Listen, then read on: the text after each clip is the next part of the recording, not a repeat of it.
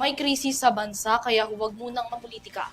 Ito na lamang ang naging panawagan ni Vice President Sara Duterte sa gobyerno sa gitna ng tila pagpapaprioridad pa sa usapin ng impeachment kaysa tugunan ang pangangailangan ng mga mamamayan.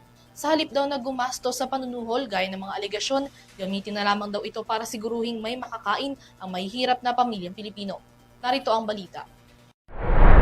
Ngayong na-refer na sa House Plenary ang committee report na naglalaman ng impeachment complaints laban kay Vice President Sara Duterte, mainit na usapan na ngayon pa lamang kung ano ang kahihinatnan ng kaso sa kamay ng Kongreso.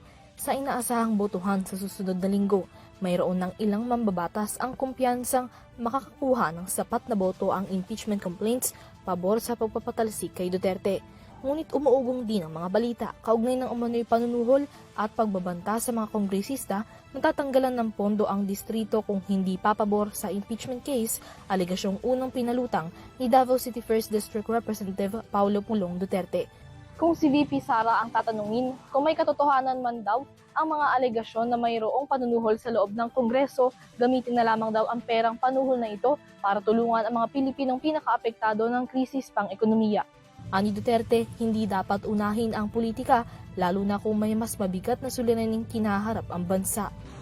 Dapat nauuna ngayon ang isipin ng pamahalaan ay paano yung pambili ng pagkain araw-araw ng mga pamilya na naghihirap.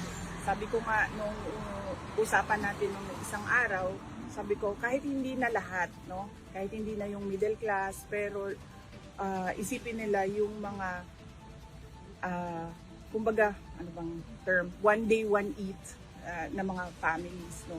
Na parang tipong kung may kita sila ngayon, may pagkain. Kung walang kita ngayon, walang pagkain. So yun yung dapat iniisip at inuuna.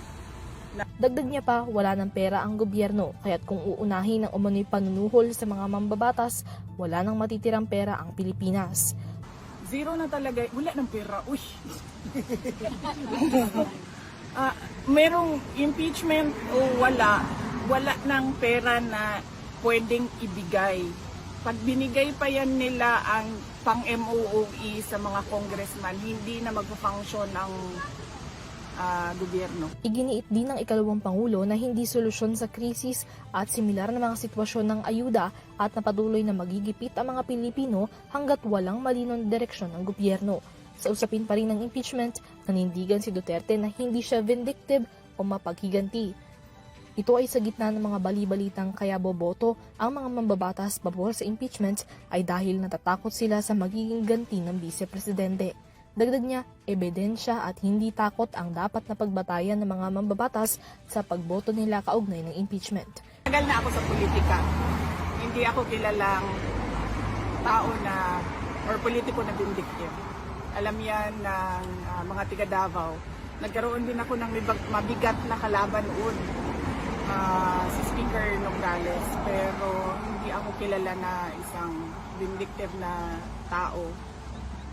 Tapos pangalawa, pag ako congressman, hindi ako titingin sa kung vindictive ba o hindi yung isang tao. Titingin ako sa ebidensya.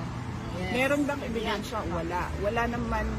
Nung final yung complaints, walang ebidensya at all yung nakalagay doon. Lahat yon parang, ano man tawag nung abogado sa kanila? Parang, so, kumbaga allegations lang lahat. Nothing to support the allegations. So, yun yung dapat na tinitingnan nila. May basehan ba ito? Wala. Ano ba talaga ang totoong kwento dito? Is this accountability or is this about removing a person who doesn't agree with the administration? Para sa EuroTV News, Mia Layagin, sumasaludo sa bawat Pilipino.